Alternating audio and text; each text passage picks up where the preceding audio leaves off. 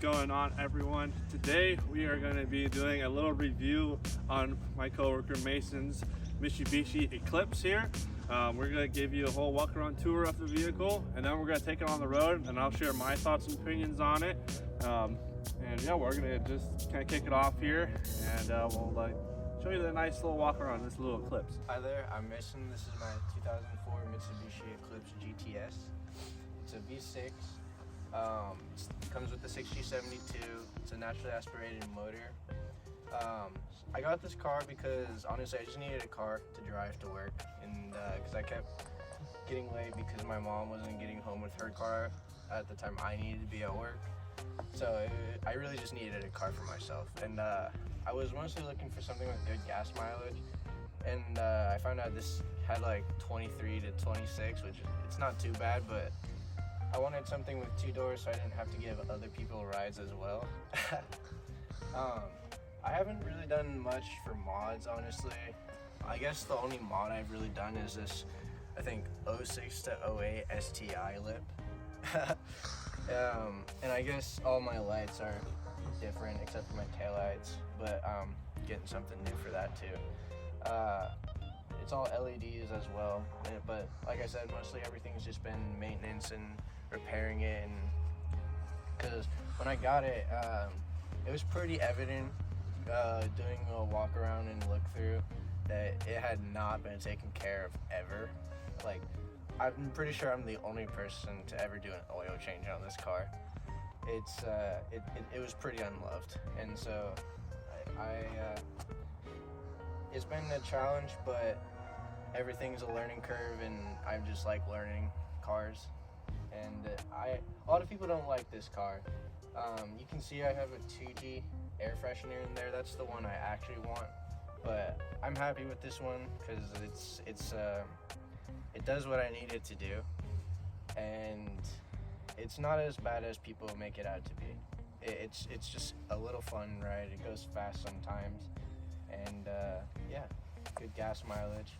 But I do have plans for it because I don't want it to look like this forever. I mean, you can obviously see my paint's not even really that good.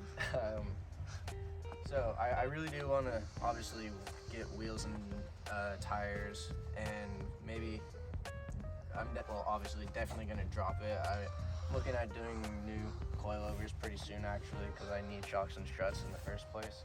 So might as well kill 2 birds with 1 stone, you know. I do want to repaint it sometime, and I want to get the proper extensions per se that actually go with the car, not just STI bolt-ons that aren't that good. I want to tint it, and eventually, actually, I do want a 6G75 swap it, which is the motor that comes with the 4G Eclipse. Just make a little bit more power and have a little bit more fun, but nothing too expensive, nothing too crazy. I'll probably just keep it a naturally aspirated motor and whatnot. But yeah, that's kind of my current plans for it. All right, first impressions of this Eclipse here. One, I like the way I'm seated right now. I like how I'm just like, this car makes you want to just feel like it's trying to be a race car so bad. Just the way you're sitting in it. I don't really like how my thumbs are on the steering wheel. I mean, I have bigger hands, but I feel like I'm just like making a fist on the steering wheel. But you know, it's like, it's alright. Going through some corners here. Like Mason said, it definitely needs lots of TLC, especially with the suspension. But like, you wouldn't want to throw this car into any major corners without a lot of brakes first. But it does have some pretty intense body roll. But just driving it, we're just on some back roads. These back roads aren't like the best, but you know, they work for back roads for sure. But yeah, first thoughts, it's kind of a fun car to drive, especially with it being an automatic. I'm not going to bash on it for being an automatic. mostly because this car is pretty comfortable in here. It's definitely maxes out at 2 people. There is back seats, but they're like not usable at all. So if you're just driving this car every single day, I wouldn't be mad at it personally. It just feels really comfortable. We just had a brief conversation versus talking about the differences between having a electric throttle and a throttle cable.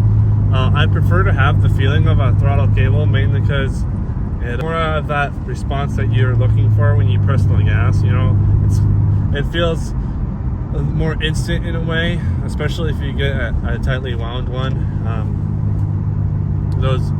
That definitely makes a big difference too. But you know, with an electric throttle, like a lot of modern cars, it has like that half-second delay of when you actually step on it. So I mean, our wind can do it. So, but I mean, yeah, for Daling, once he puts this thing on some coilovers, I think this thing will be really fun. I am noticing here, it being an automatic, it definitely can't decide what gear it wants to be in, going uphill or going downhill, and it's always shifting. But like just then, we're going downhill and it went up a gear. So yeah, it kind of feels. Maybe it's gonna end for like 2 seconds. This part's always weird. It's road and then it's dirt, and then it's dirt for like not that long, and then it's back to regular road again.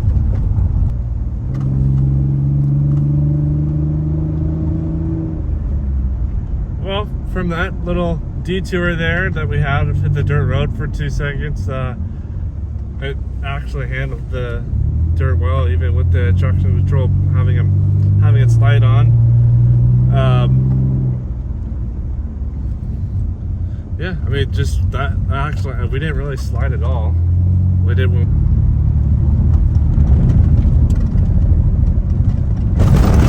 That was terrible. Wow. Hey, we're putting it through its paces. It's fine. You know? That was brutal. Yeah. I wasn't expecting that at all. I had nowhere to go because there's potholes on both sides. Yeah, that was bad.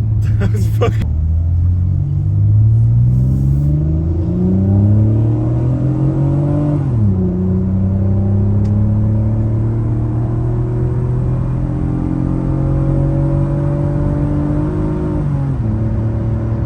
It did not want to figure out what gear it wanted to put itself in. It's like, Yeah, it gets. Sorry, folks. Had a little bit of a detour there. I was just saying that the road I usually take, once you hit pavement, it's usually just pavement. But in this case, I haven't been out here in a while, and turned into another patch of dirt, which made us kind of wonder why did Mitsubishi leave the rally scene? You know, they had a lot of competition with Subaru, and you know, that was like kind of their main competitors at the time. But yeah, they just got up and left. It's like, it's such an odd thing. Like, why would you get rid of the Evo? Why would you make the Eclipse a cross that no one buys? It's just all those things. It's like, I guess they never realized that there's people out here that like actually love their stuff and love what they make. So it's like, I don't want to buy a air conditioning unit for my house and not be able to drive it, you know. Where now they're just relics. They're just pieces that you just keep in your garage now, because now that they don't make any of these cars anymore. It's like, well, now what?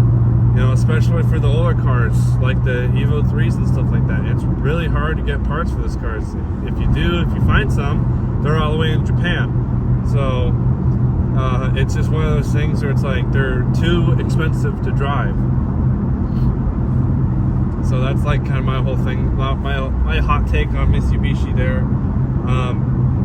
Me being in a Subaru now, especially that I have a modern Subaru, it feels weird because I don't have, besides the Evo 10, I don't have a modern competitor. And even around here, where Subarus and Evos are like fairly popular, they I don't really have anyone here to compete on that sort of scale. So it's just like, I don't know, it feels kind of weird. As far as this car goes, I think it's really funny. So it's a V6, but it has the same power and like just overall power curve of just like a normal 4-cylinder. It's like they tried so hard to have like a really aggressive motor in here. Because, you know, it's a small car, but then it's like, oh, V6, right? You think it's going to be like crazy. And it's like, oh, like, what is this, dude? Yeah.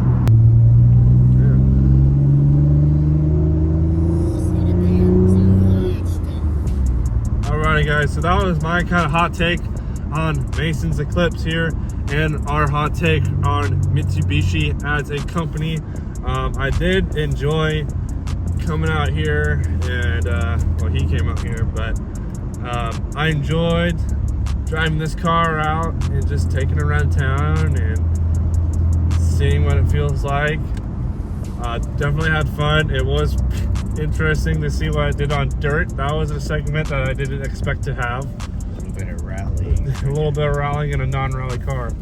But hey, I mean, we had fun. We got to actually talk about his car, and he got to experience what it's like to be in the passenger seat. So yeah, with all that being said, guys, I hope you guys have a fantastic rest of your day here, and I will catch y'all in the next one. Later. Bye.